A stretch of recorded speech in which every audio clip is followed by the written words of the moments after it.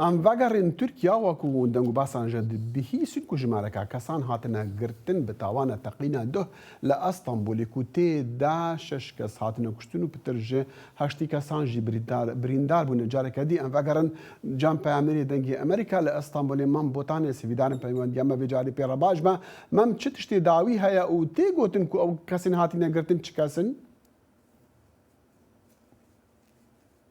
بله فربدستن ترکیه دنگی باشنا دست خواستم هنگ بحث رو بکم بی ترکینا دو لکلان استقلال کو کلان هر فرابرات استانبول و گروک گلک این سردانا به کلان دیگه ترکینک رودا و شش کس جانا خواهد دست و هشتوی کس بریندار بون لگور پیزانین این فربدستن ترکیه داخلیانی هر داویشی سروک وزیر کار نوپایی ترکیه سلیمان سویلو هست. سلیمان سویلو راست تقیم به پارتیا کارکرین کردستان و پارتیا یکتیا دموکرات و گریتا و لسر به که جی گوت همه کفا تولهلان استاندران تول خار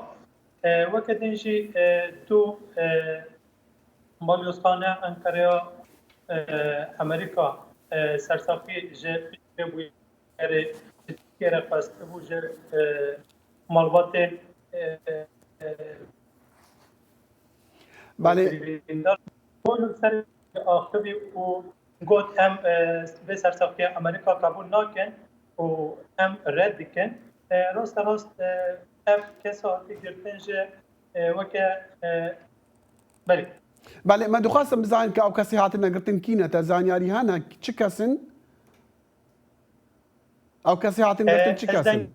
بله دنگی تجی مقابنتی برین و تی قد کرن اسی بیدارم وی جاری دنگی ما باش بگه ها به افکار بکاربن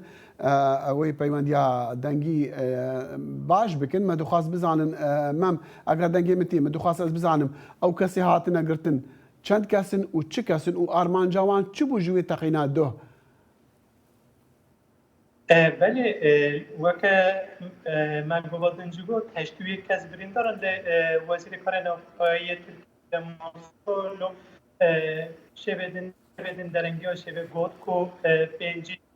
کس جوان جنافش کنالده تکنه و اوشاندن مارین و لدوجه گران این سو یک بریندار لنفش کنین لتاقبه و در دورا ویجی تقینه نه مالبات وانج لورن ایروج بله روشک آورتنین لی